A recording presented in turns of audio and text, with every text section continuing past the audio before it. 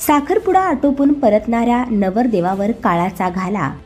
Car अपघातात आईसह नवरदेव जागीच ठार।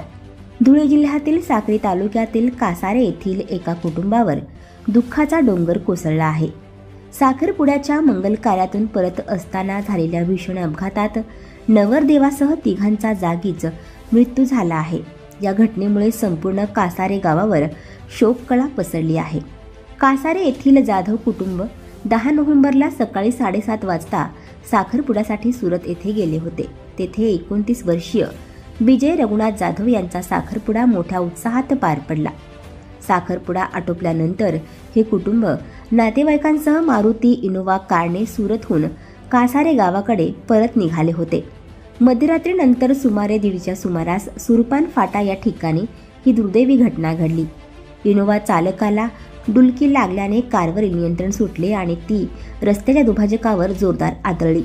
हा अपघात इतका भीषण होता की कारचा अक्षरशः चक्काचूर झाला। या अपघातात नवरदेव विजय जाधव, त्यांची आई प्रमिला रघुनाथ जाधव आणि चुलत बहीण प्रतिभा धनंजय पगारे यांचा जागीच मृत्यू झाला। या अपघातात 5 जण गंभीर जखमी झाले आहेत। जखमींमध्ये कार्तिक धनंजय पगारे, वलंब धनंजय पगारे, भूषण कांतीलाल वाघ, महेंद्र जयवंत जाधव आणि भूपेश कैलास शिंदे यांचा समावेश आहे। जखमींना तात्काळ उपचारासाठी रुग्णालयात दाखल करण्यात आले असून त्यांच्यावर उपचार सुरू आहेत।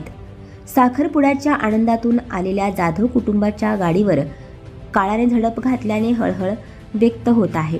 दरम्यान अपघाताची माहिती मिळताच नागरिकांसह पोलिसांनी घटनास्थळी धाव घेतली। मृत व जखमींना कारमधून बाहेर काढून तात्काळ धुळे जिल्हा रुग्णालयात हलवले। या अपघातामुळे कासारे व उमराणे परिसरात शोककळा पसरली आहे। घटनेनंतर आमदार मंजुळा गावित यांनी ग्रामीण रुग्णालयात भेट देऊन मृतांच्या नातेवाईकांचे सांत्वन केले। तसेच केंद्रीय रस्ते वाहतूक मंत्री नितीन गडकरी यांची संपर्क साधून राष्ट्रीय महामार्ग क्रमांक 53 वर तातडीने दुरुस्तीचे आदेश द्यावे अशी मागणी केली।